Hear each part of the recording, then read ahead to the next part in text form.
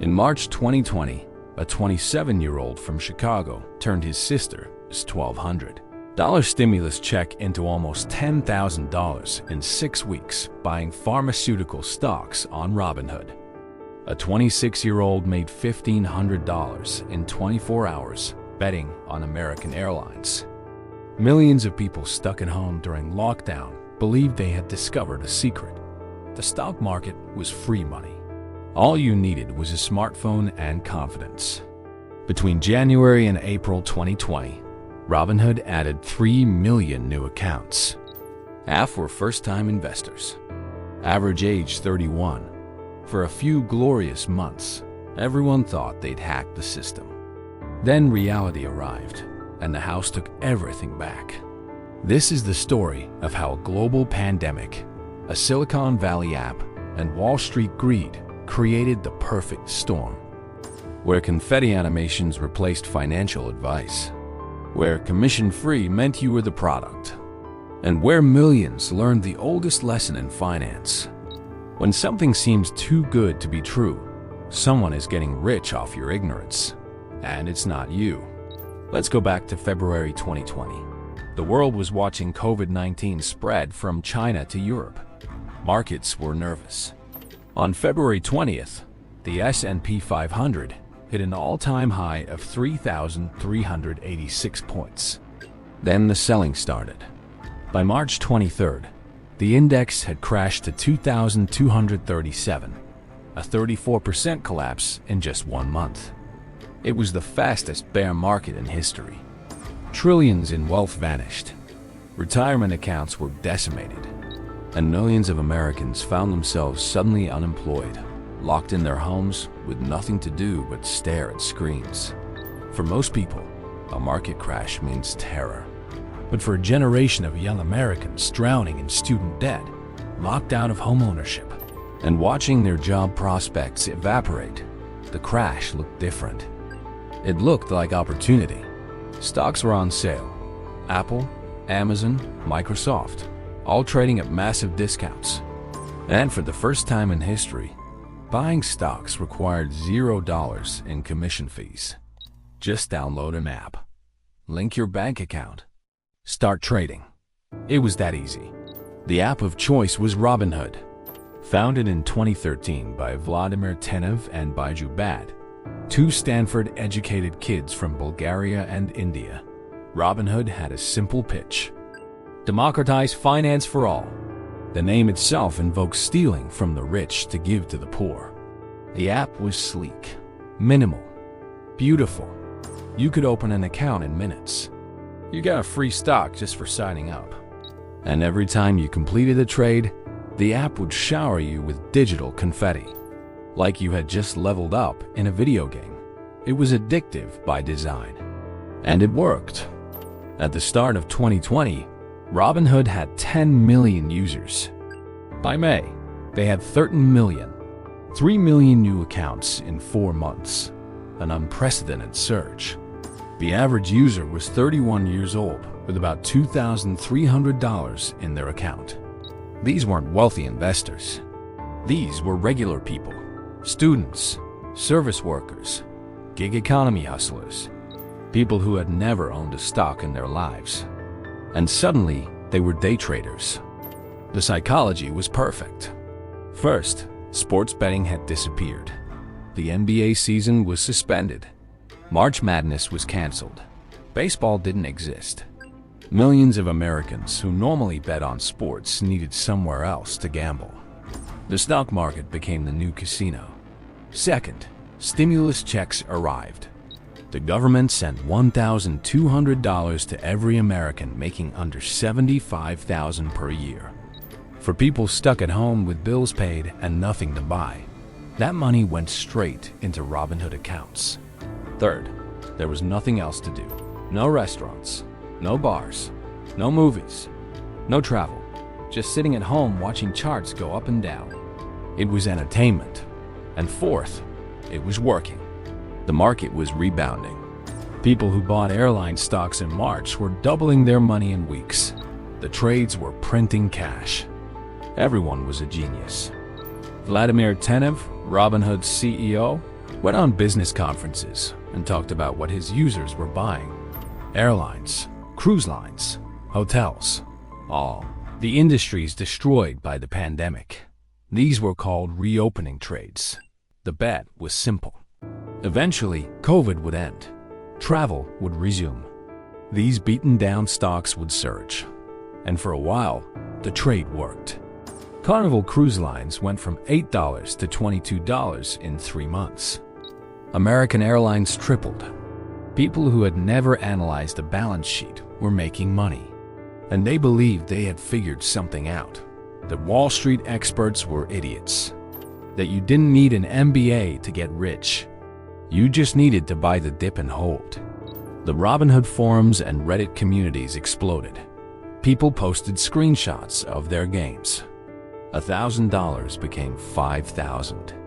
$10,000 became $50,000. There were stories of college students paying off debt, unemployed workers covering rent. The narrative was intoxicating. Regular people were finally beating Wall Street at their own game. But nobody was asking the important question. If the trades are free, how is Robinhood making money? The answer would later become a scandal. But in spring 2020, nobody cared. They were too busy watching their accounts grow. Here's what was really happening. Robinhood wasn't making money from trading commissions. They were making money from something called payment for order flow. Here's how it works. When you place a trade on Robinhood, the app doesn't send your order directly to the stock exchange. Instead, it sells your order to a market maker. The biggest market maker in the world is Citadel Securities, owned by billionaire Ken Griffin. Citadel pays Robinhood for the right to execute your trade. Why? Because Citadel can see your order before it hits the market. They can execute it at a slightly worse price than the public exchange and pocket the difference. It's called the spread, and it's extremely profitable. In 2020, payment for order flow at the 4 major brokerages, Robinhood, TD Ameritrade, E-Trade, and Charles Schwab, almost tripled from $892 million in 2019 to $2.5 billion in 2020. $2.5 billion. Citadel Securities alone paid $2.6 billion over 2020 and 2021 for order flow. 41% of all payment for order flow went through Citadel. They were making enormous profits off retail traders. And Robinhood was getting kickbacks for every trade their users made. The more you traded, the more Robinhood made, which is why the app was designed to encourage trading. The confetti, the push notifications, the gamification. It wasn't designed to help you invest wisely. It was designed to make you trade constantly. And here's the truly insidious part. Robinhood users were worth more to market makers than users of other brokerages. Citadel paid Robinhood 48 cents per 100 shares, but they only paid E-Trade 14 cents and Fidelity 20 cents. Why the premium? Because Robinhood users were what Wall Street calls dumb money. Uninformed traders. People who don't analyze fundamentals. People who chase memes and momentum. These traders are predictable. And predictable traders are profitable for sophisticated algorithms to trade against. The average Robinhood account had $2,300. The average TD Ameritrade account had $97,000. The average Charles Schwab account had $275,000. But Robinhood's payment for order flow revenue per account was over 40,000 times their account value. They were extracting maximum profit from the least sophisticated investors. Critics called Robinhood users noise traders and liquidity providers. Polite ways of saying marks. The house. The suckers at the table. And the house always wins. In December 2019, Robinhood was fined $1.25 million by FINRA for not ensuring best execution on trades. They were routing orders to Citadel because Citadel paid them the most, not because Citadel gave customers the best prices. In December 2020, the SEC fined Robinhood $65 million for misleading customers about how they made money. The SEC found that customers were collectively deprived of $34.1 million because Robinhood prioritized its own revenue over customer outcomes. But these fines were pocket change compared to the money being made. Robinhood's revenue in 2020 was $959 million. 75% came from payment for order flow. The company wasn't a brokerage. It was a data harvester selling retail order flow to Wall Street institutions. Meanwhile, the day trading frenzy was accelerating. By June 2020, retail investors were making bizarre bets. Hertz, the car rental company, filed for bankruptcy in May. Its stock should have gone to zero. Instead, Robinhood users piled in and drove the price from 56 cents to over $5. A bankrupt company with a $5 stock price. It made no sense. Analysts were baffled, but Robinhood users didn't care about fundamentals. They cared about momentum, about the thrill, about the possibility that maybe, just maybe, this time would be different. The problem was obvious to anyone paying attention. Citigroup analysts noted that market sentiment had reached euphoria levels not seen since just before the dot-com crash in 2002. They specifically called out Robinhood traders for ignoring joblessness, trade friction, social unrest, and COVID reinfection risks. But warnings from Wall Street insiders fell on deaf ears. Young traders thought the establishment was just mad that regular people were making money.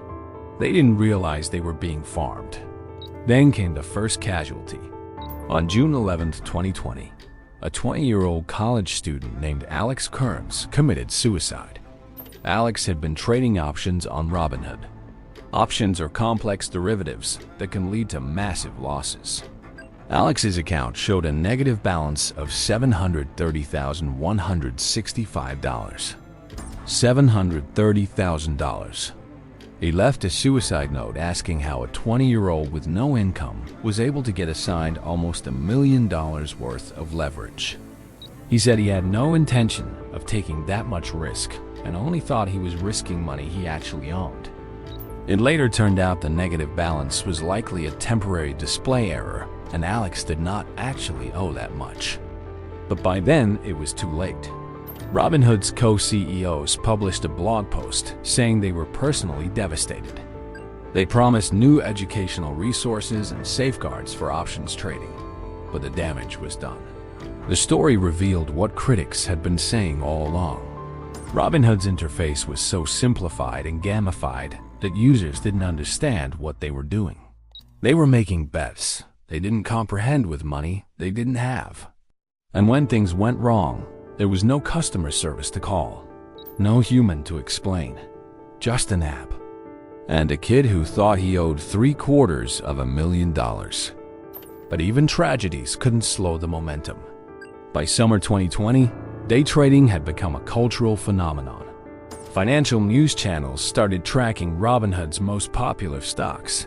Analysts called it the Robinhood effect. When retail investors piled into a stock, institutional investors would follow, creating self-fulfilling prophecies. Stocks with high Robinhood ownership saw their prices surge regardless of fundamentals. It was pure momentum, pure gambling. And for a brief moment, it worked. Then reality set in. Most retail traders who entered the market in spring 2020 made money initially because they bought near the bottom of the crash. But as markets recovered and volatility declined, the easy money disappeared. Studies would later show that 70% of retail traders surveyed said they would not participate in day trading again. 35% said they became more aware of risk tolerance. 22% became more careful about research sources. Translation: most people lost money. The winners were the ones who got in early and got out fast. Everyone else provided exit liquidity for smarter traders. By late 2020 and early 2021, the meme stock phenomenon would explode with GameStop and AMC. Retail traders convinced themselves they were fighting Wall Street. But the data tells a different story. When GameStop surged, Institutional investors like BlackRock and Fidelity made billions selling shares near the peak. Hedge funds adapted. Some even started running meme stock strategies, front-running retail coordination. The rebels thought they were burning down Wall Street. But Wall Street was quietly profiting from the chaos. And what about those feel-good stories from March 2020? The guy who turned $1,200 into $10,000 buying pharmaceutical stocks. The woman who tripled her money on airlines. Where are they now? We don't know. Because the media only covers the winners. The losers disappear. They don't post screenshots of their blown-up accounts. They don't do interviews about losing their stimulus check. They quietly delete the app and pretend it never happened. But the losses are real, and they're concentrated among the most vulnerable, young, inexperienced, desperate for a way out of economic precarity. The day trading boom of 2020 was a perfect case study in behavioral economics. Take financially stressed people. Give them a beautiful app designed by behavioral psychologists. Add market volatility and stimulus money. Remove friction through zero commissions. Gamify the experience with confetti and leaderboards. And watch them trade themselves into oblivion while market makers extract profits from every transaction. It wasn't democratization. It was exploitation with better marketing. Today, the narrative has been sanitized. Robinhood went public in July 2021 with an initial offering at $38 per share. The stock quickly fell, and as of 2024 trades around $20, down almost 50%. The company that promised to democratize finance for all made a few founders rich while leaving retail investors holding bags. Citadel Securities CEO Ken Griffin is now worth $15 billion, up from $7.6 billion just 5 years ago.